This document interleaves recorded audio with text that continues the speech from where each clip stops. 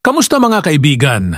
Ngayon, pag-uusapan natin ang buhay at karera ng yumaong aktivista, politiko at dating Undersecretary ng Department of the Interior and Local Government, si Martin Dino. Mula sa kanyang mga unang hakbang sa politika hanggang sa kanyang mga kontribusyon sa administrasyon ni Pangulong Rodrigo Duterte, tatalakayin natin ang kanyang makulay na buhay. Umpisahan na natin dito lang sa Pinoy Wisdom.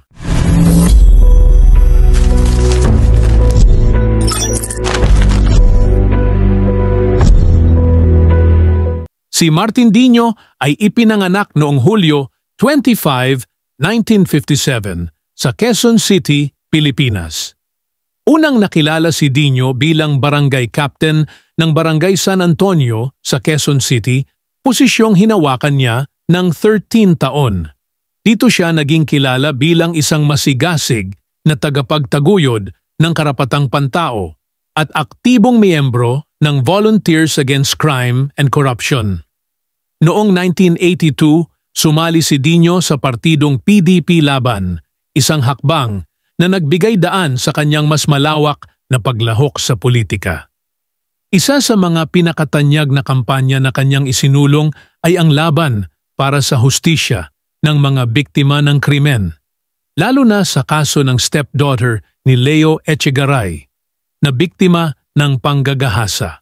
Noong 2015, sa huling araw ng pagsusumite ng mga kandidatura para sa halalan sa pagkapangulo ng 2016, iniluklok ng PDP Laban si Dino bilang kanilang kandidato. Ang kanyang kandidatura ay nakita bilang isang estratehiya upang itulak si Rodrigo Duterte, noon ay mayor ng Davao City, na tumakbo bilang pangulo.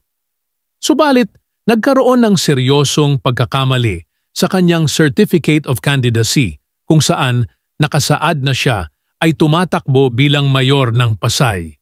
Isang posisyon na hindi naman niya tina-target. Bago pa man mapawalang bisa ang kanyang kandidatura bilang isang nuisance candidate, umatras si Dino at pinalitan siya ni Duterte, na kalaunan ay nanalo bilang Pangulo ng Pilipinas noong 2016. Matapos ang tagumpay ni Duterte, itinalaga si Dino bilang chair ng Subic Bay Metropolitan Authority noong Setyembre 2016. Makalipas ang 2 taon, inilipat siya sa DILG bilang Undersecretary for Barangay Affairs, isang posisyong hinawakan niya hanggang sa pagtatapos ng termino ni Duterte noong 2022.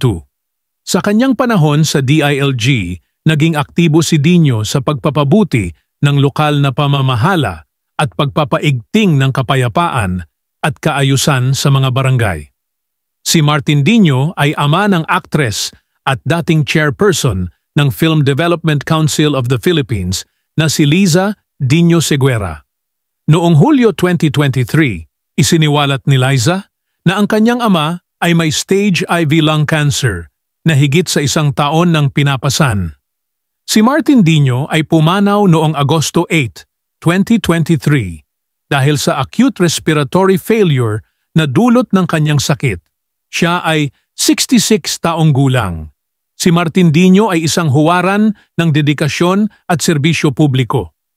Ang kanyang mga kontribusyon sa lokal na pamahalaan at kanyang advokasya laban sa krimen ay nag-iwan ng malalim na bakas sa lipunan. Ang kanyang pamana ay patuloy na magbibigay inspirasyon sa mga susunod na henerasyon ng mga leader at aktivista. Maraming salamat sa inyong panunood. Huwag kalimutang mag-subscribe at i-click ang notification bell para lagi kayong updated sa mga bago naming videos. Mag-iwan din ng komento kung may nais pa kayong idagdag o ibang personalidad na gusto ninyong talakayin natin. Paalam! Dito lang sa Pinoy Wisdom!